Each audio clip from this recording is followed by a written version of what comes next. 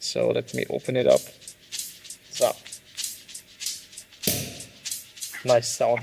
I like the sound. I like the smell very much. It's very lots of apple, a little bit tropical fruit, peach, pineapple, but also a little bread and yeast flavors. Let's talk about Dutch wineries. I think this is very interesting topic. Hi, and welcome to a new episode of Sparks by Vinofunk.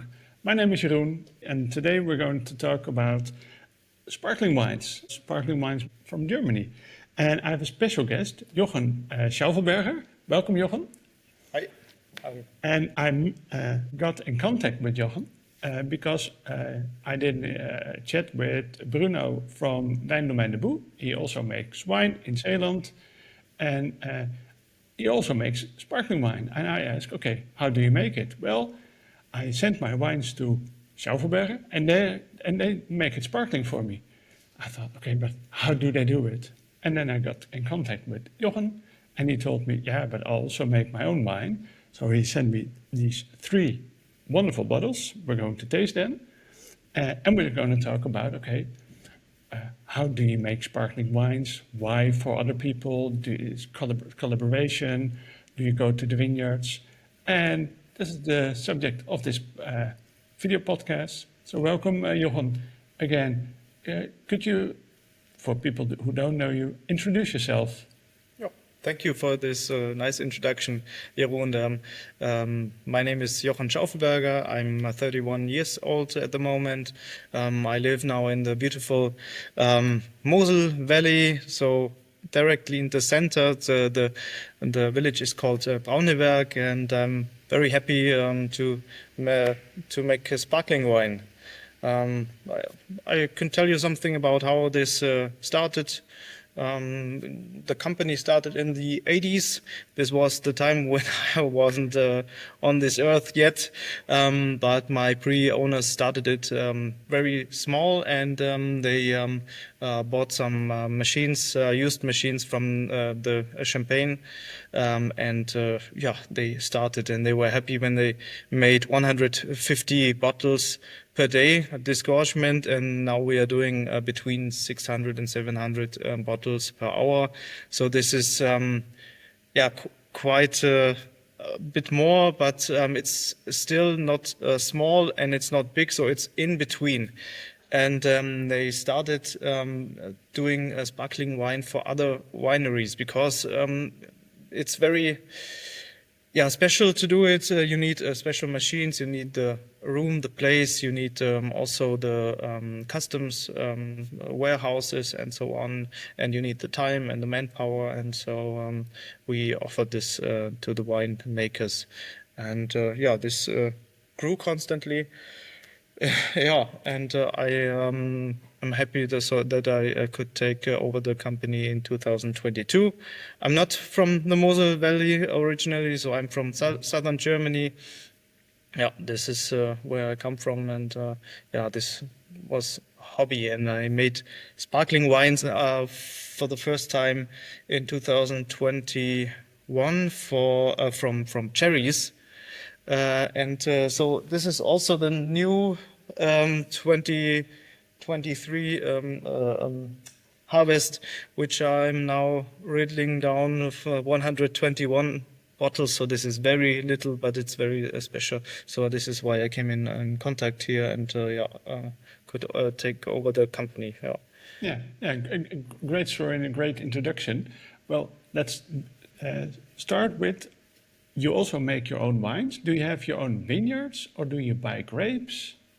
I don't have own vineyards. To be honest, I'm happy about it because we have a lot of work. I can work for 3 persons, but we have great winemakers here, and we know who has good grapes, good vineyards, and we pay fair prices, so we get good quality, and we get the grape juice after the harvest, so we can produce our base wines for the sparkling wine how we like. Yeah, so you do the vinification yourself? Yeah. With your colleague, a winemaker, but here we have three different kinds of wines. Yeah. Could you tell me something about it? Yeah. To before we start to taste, I have a hobby which is magic, and since I'm 9 years old, I'm a magician, goochelaar in Netherlands, and I love doing magic, and so I thought, why not combine these two? And so it's sparkling wine and magic, and this is also you can see the logo on top. So this is a rabbit in a cylinder. So this is I like this, and I can show you also a magic trick before we get to the first tasting. So I show you something very hot. Hop. Oh. So this is something about money, and as a magician we have always a little bit of money. So this is comes from American dollar, but we can also go to other countries like 100 Australian dollars or 20 euros, or let's say this is I think Chinese yuan. This is 50 Mexican pesos, but we are here in Europe, and this is why we pay in euros, and this is 100 real euros. So this is what I do as a hobby. Yeah. Amazing, but making sparkling wines is also a little bit like magic. Yeah. But yeah, I like magic tricks. Yeah. So let's go to the first one. Yeah. So we have It's a Cuvée Magic. yeah, Magic. Cuvée Magic. Yeah, right. So it's a magical cuvée, and cuvée, of course, is made from different grapes. And in this case, we have three different grapes. Which grapes I am not telling in this case, because this is our secret, and every time it's three different grapes. It's always extra brut, and yeah, it differs each year. So this is the harvest of 2022, and our thought is, the vision of this sparkling wine is we have something for the nose and also something for the so it's three different. Yeah, and a good magician never tells his trick, so that's why Cuvée Magic don't tell you magic. Yeah, in this case, yes. Yeah. Proost. Prost. Cheers. Cheers. Yeah, I like the smell very much. It's very lots of apple, a little bit tropical fruit, peach, pineapple, but also a little bread and yeast flavors.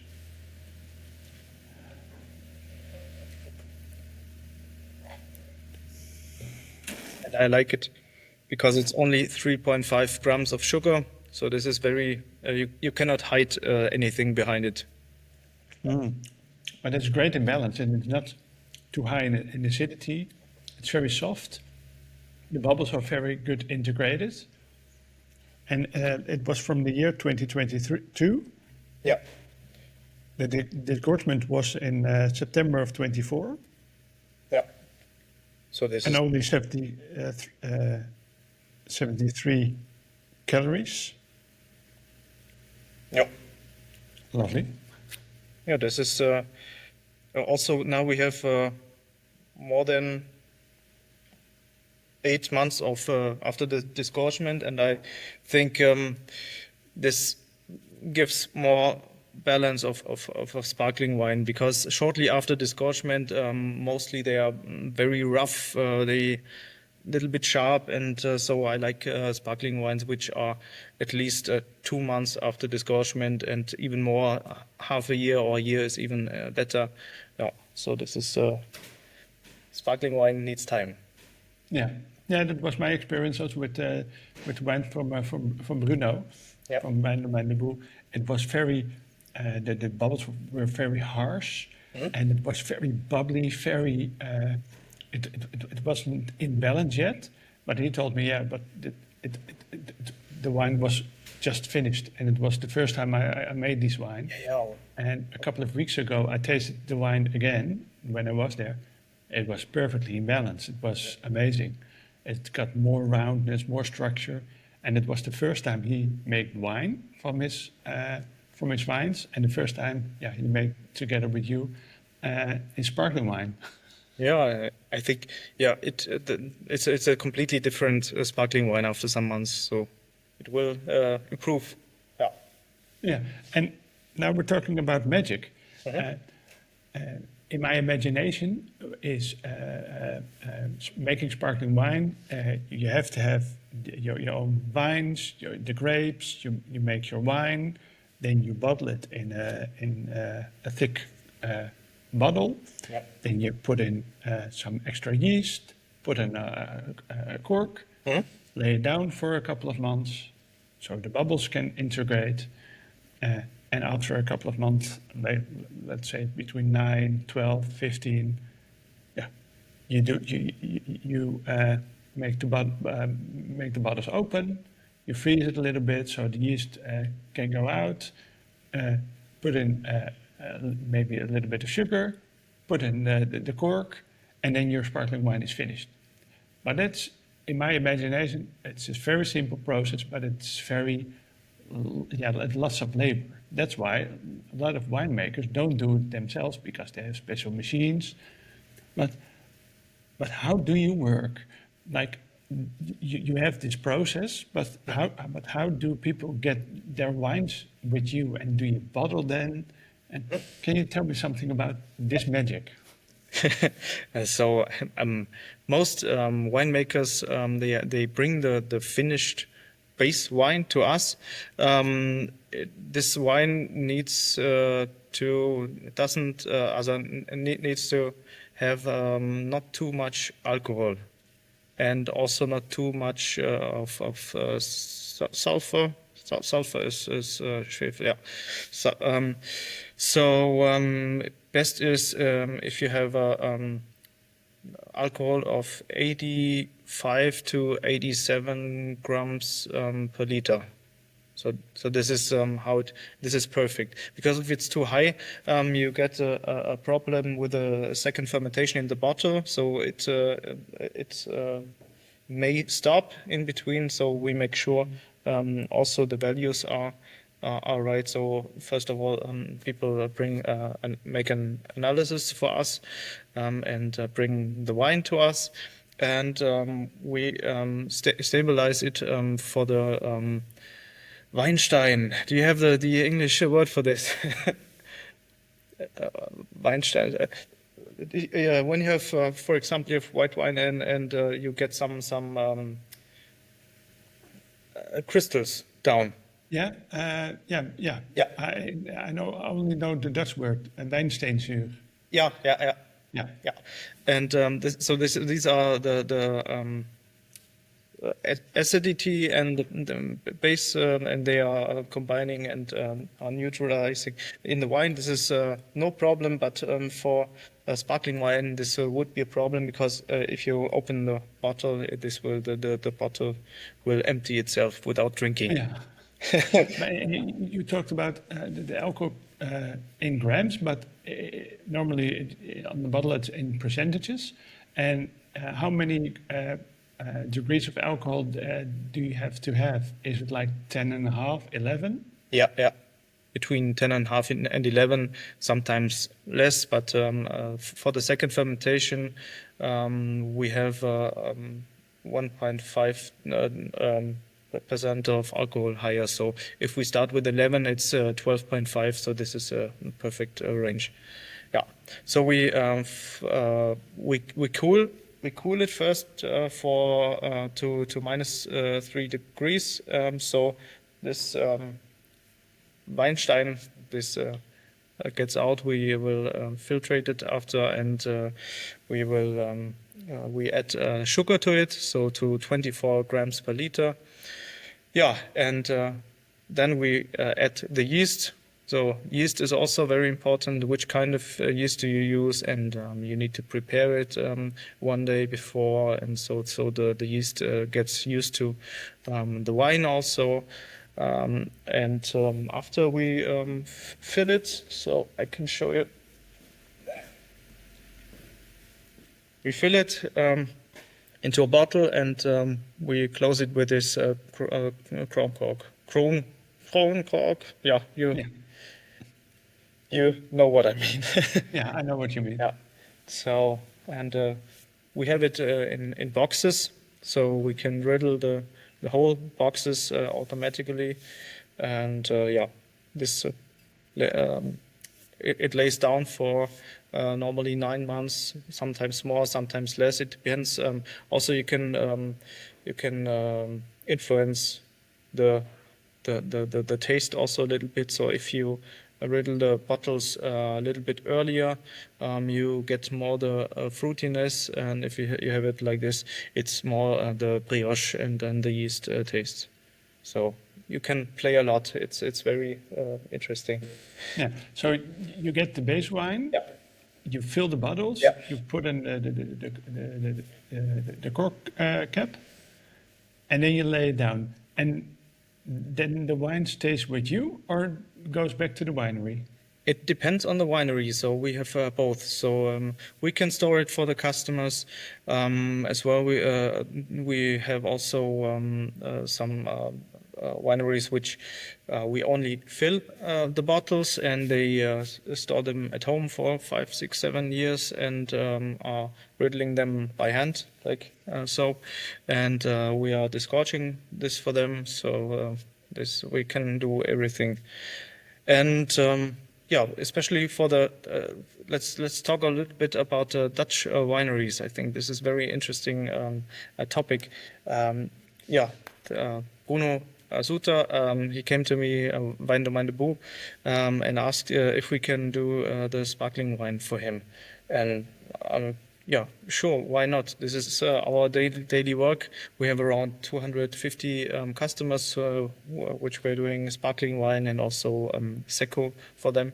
And I thought about the Dutch wine market could also be interesting for us, because I think some Dutch wineries are searching for someone who is doing such work, and we can offer it, and also we are not too far away. And I was 7 months in Holland, so I was in Leeuwarden and in Winschoten, so in the north of the Netherlands, and I went to the harvest also of Friesling. Maybe you know them. Yeah. A great family, and this was the first contact to Dutch winemaking. This was in 2016, so I wasn't thinking I would be here in Braunenberg. Yeah.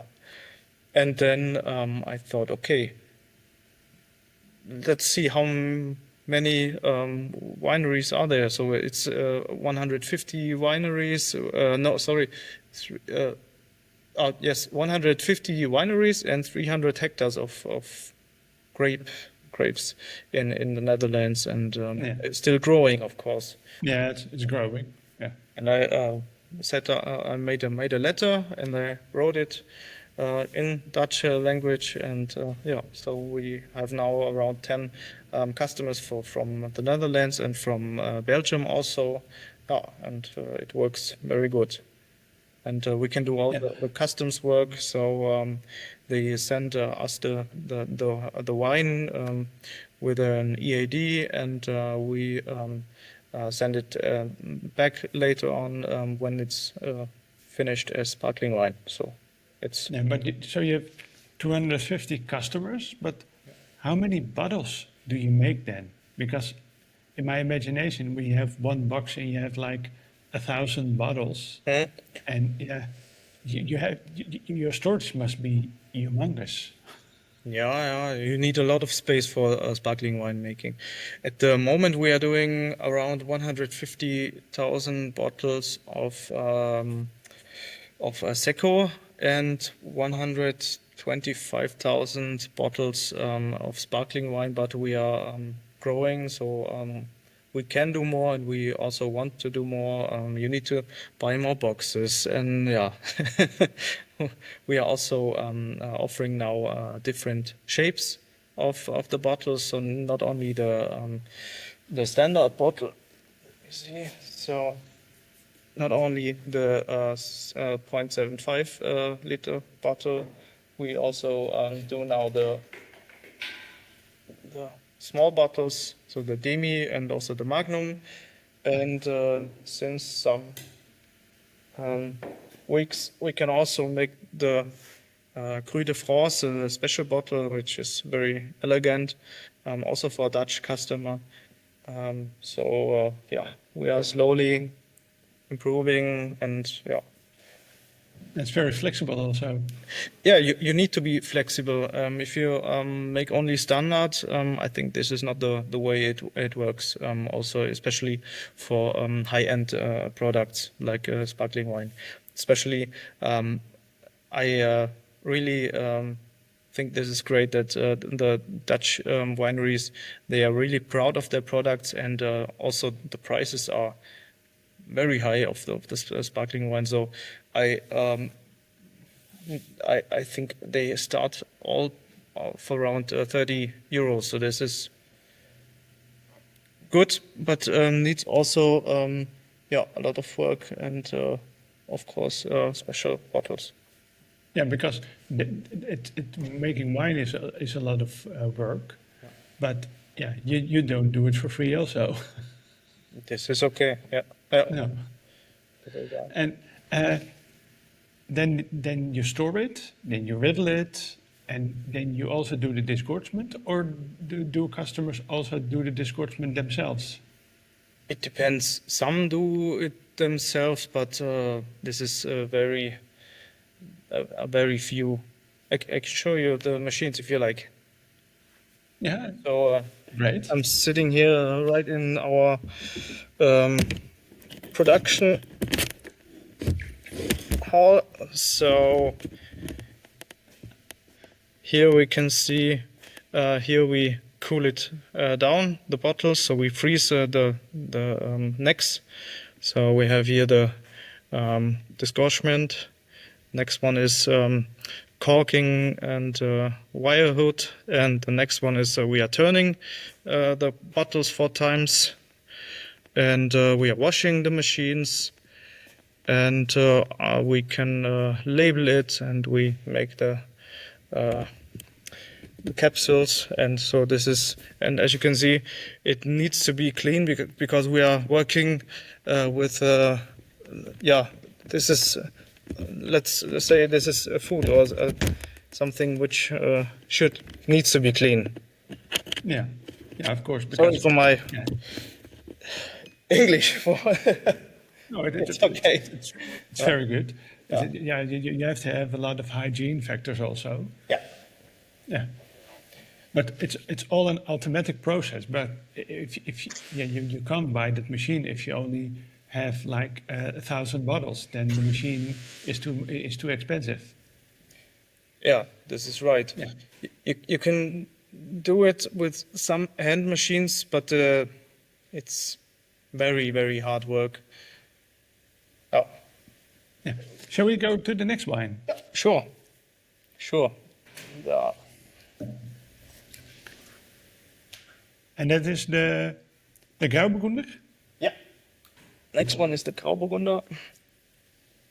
So, Again with the rabbit in the head. yeah. In the gray color, of course. So I thought, why Yeah. not?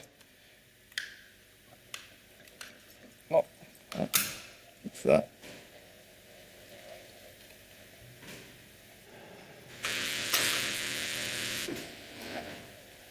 Oh. And this is also from 2022, and the disgorgement was also in April of 24. It's longer than a year ago. Yep. Oh, it's very fresh, and yeah, it's very crispy. A lot of apple, lime, and it's typical like a Pinot Gris, like a Grauburgunder. Also, you Very have, juicy, very fruity. it's your mouth gets full, and this is like Burgunder, typically. When it's very fresh and very full.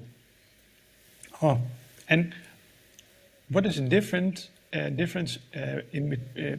between this one and the Cuvée Magic? It other grapes, of course. Yeah. But do you also have a other yeast or other ripening on the lee? The yeast is the same, but for the Grauburgunder we have it longer on the yeast. So the Cuvée Magic we are riddling very early, after 4 to 5 months, and it stays on top for the next months. So it had 18 months in total, and here we have it almost the full time on the yeast laying down. Yeah, and so this is also for the Mundgefühl. Yeah. Yeah. Yeah, more structure in mouth. Yeah, and it's also a lot of toastiness in it, and more toast than the other one. But it's logical because it's more laying down instead of standing up. And what are, because you told me Dutch wines are very pricey. You started with 30 euros. Mhm. But what is the price point of your wines?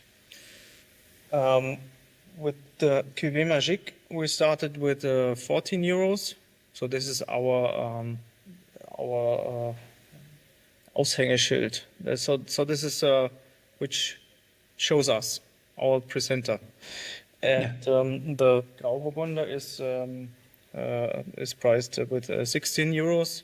And later we have the Braunenberger Juffer Crémant, which is with 39 euros.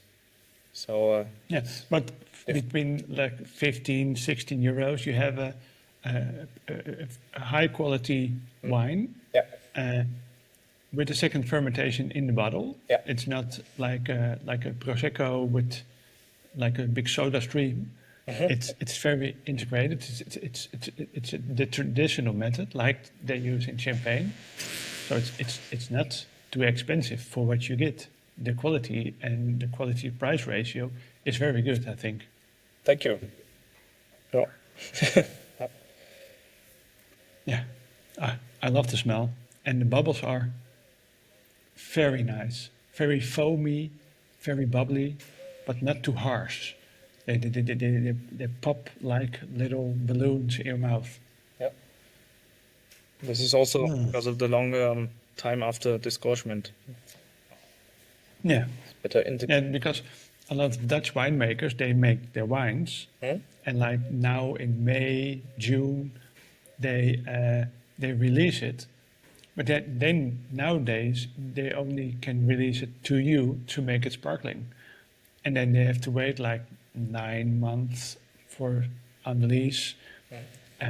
Then maybe a year, maybe a year and a half later, they get the sparkling wine, and when they got it back from you, they say, "Okay, let's open it up." Now you have to wait a little bit longer, but you don't want to be, you don't want to wait because you're impatient. You want to drink it, you want to sell it. Yeah, I understand it. I think this also takes time. I think after 4 or 5 years, you build up a little bit of buffer, and you can ensure a longer, better sparkling wine. Yeah. Yeah. And do you advise the people also? Okay, you can get the bottles, but please wait like 6 months before opening it, before selling it? Usually we don't advise it to the people. Some winemakers also like it when it's very fresh, and for example, a Riesling when it's freshly disgorged. But I think this is also kind of thinking. So Yeah. everyone is allowed to do as he pleases, and yeah. So if someone asks us, we tell our advice, and yeah, and this is to wait at least 2 months. Yeah.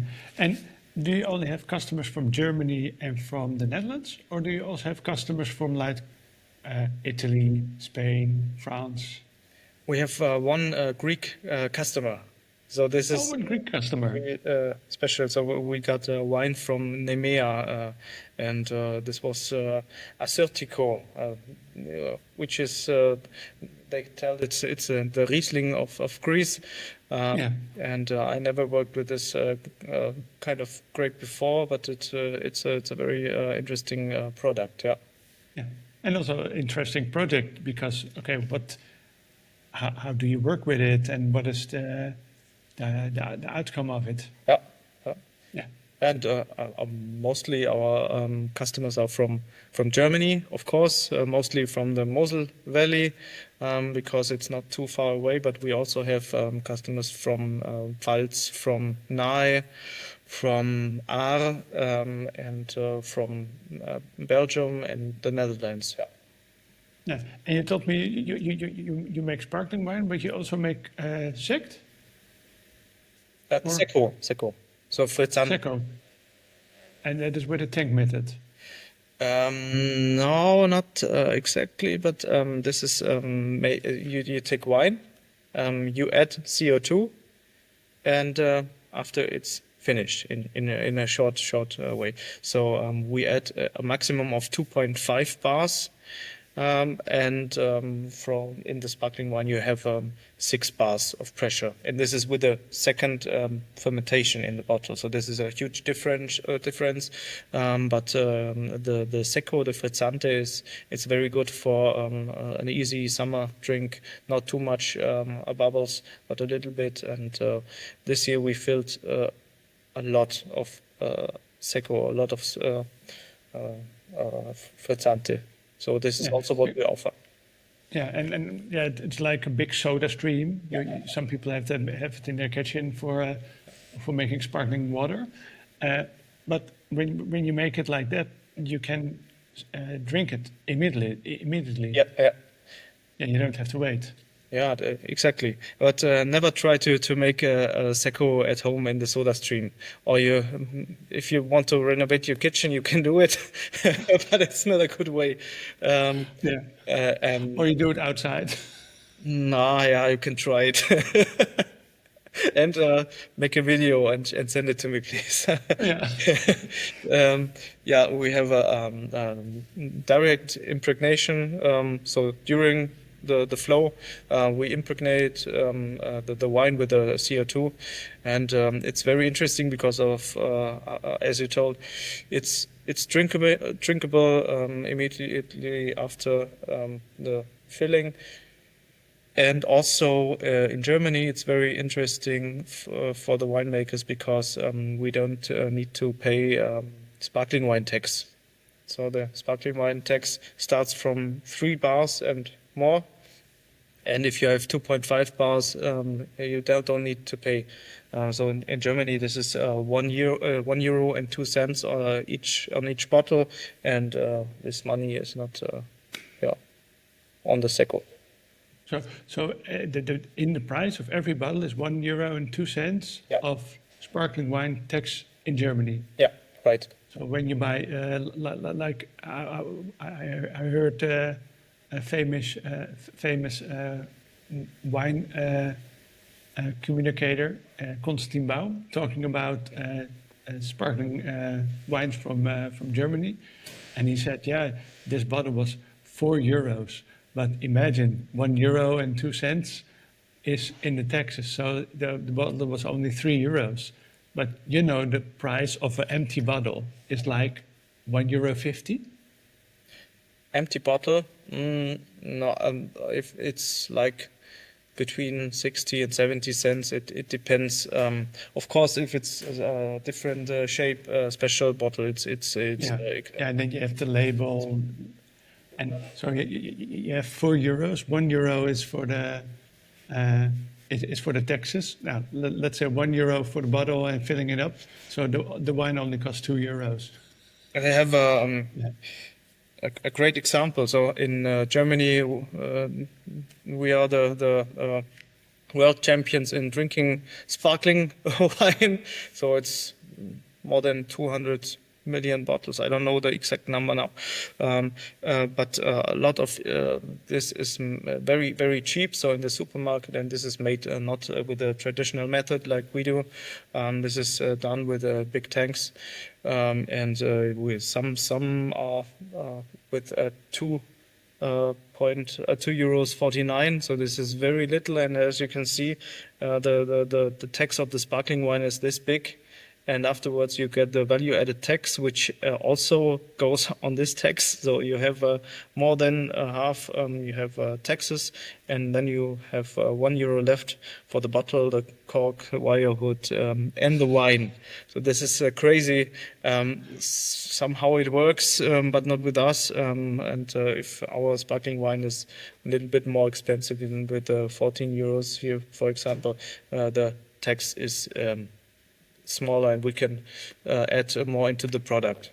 So, Yeah, but if you make like a Magnum bottle, is the tax price also €1, or because the amount is it's double as doubles. much? So it depends on. Oh, it's also doubles. So it's €2.04. Yeah. Otherwise, I thought, okay, let's only make Magnums. Yeah, 15-liter bottles. Yeah. And shall we go to the last wine? Yeah, sure. Because this was a very interesting wine for me. It says on the label, Braunenberger Juffer Crémant. Yeah. I'm very proud of this product, and it took me a very long time until the releasement, and I'm very happy. Also, I made special capsules for this, short capsules. So let me open it up. So, nice sound. I like the sound. So, Yeah. so yeah. This wine takes a little bit more time in the glass, and this is a Braunenberger Juffer. This is here Grand Cru area, very famous. Also, in 1976, Spätlese was presented at the wedding of Prince Charles and Lady Diana. So this is very, very special, and I'm happy to be able to present the Braunenberger Juffer Crémant now after 24 months on the yeast. And I'm happy that I got some grapes from this mountain. So it's a very famous area, long time on the lease. This goes in March 2025, so it's very fresh. Yeah. But it doesn't feel like, and it doesn't smell like it's just been disgorged. It's very lively, but it's also very warm, full, round. And the Braunenberger Juffer is also known for very elegant wines, which are not too loud. They are quite small but straight. And I think this Crémant also has this,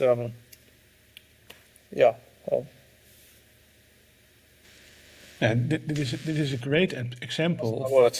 what longer aging on the lees does with the wine.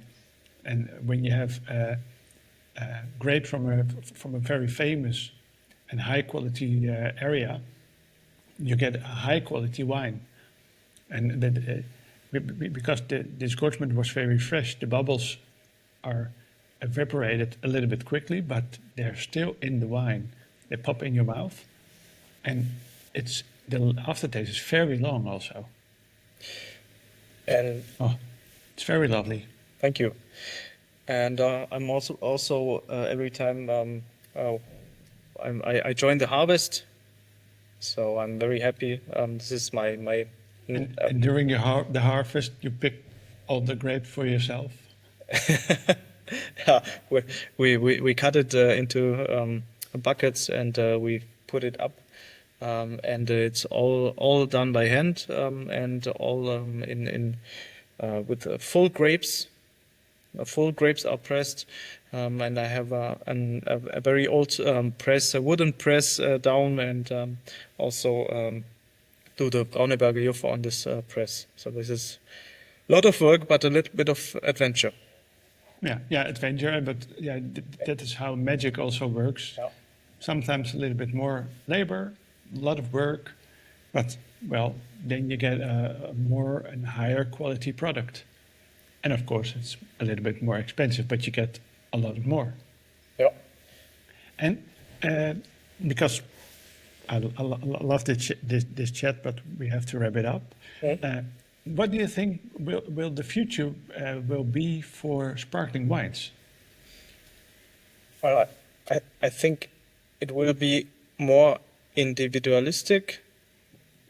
I think there will be a lot of more of the new grape varieties, so the future grapes, and I think also from the bottles it will be individual, especially for the high price range, and also I think here at the Mosel we have also in whole Germany we have a decrease of the wine drinking, and also the wineries are getting less. Also the vineyards. I think this process will go on with the next 10 years. And the wineries are getting a little bit bigger, and I think the quality will also increase. So let's see how this will be. But I'm very optimistic, and I think also in the Netherlands will be maybe double than now. Yeah, let's see. Yeah, it sounds good.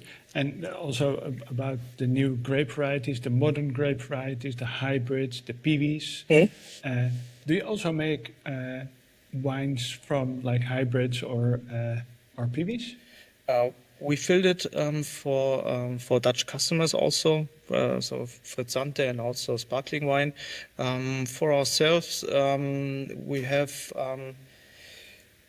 one of these varieties. I don't tell which is here, but yeah, we are slowly. We are not in the big use of the PiWis at the moment, but let's see how it will be. Let's see what the future will bring. More magic, I think, and you're expanding from like 150,000 bottles of sparkling wine, of 120,000 bottles of sparkling wine, or 150,000 of frizzante. You're expanding, but if a Dutch winemaker is listening, okay, but how can I come in contact with you? Just send you an email, go to your website. Yeah. You can call me, you can write me an email, you can go onto the website www.schaufelberger-sekt.de, and you can contact me, no problem. So, and also if you have some questions or advice or about the customs, this is not a problem. We have all numbers and can help you there. Okay, I will leave your contact details in the description of the show. Jochen, thank you very much for your time, especially because it's during harvest time now, or harvest after the wine is ready. So you are very busy. Thank you very much for your time. Thank you very much for expanding a little bit of your magic. It was more complicated than I thought. And thank you again for sending me these wonderful wines. and hope to see you again.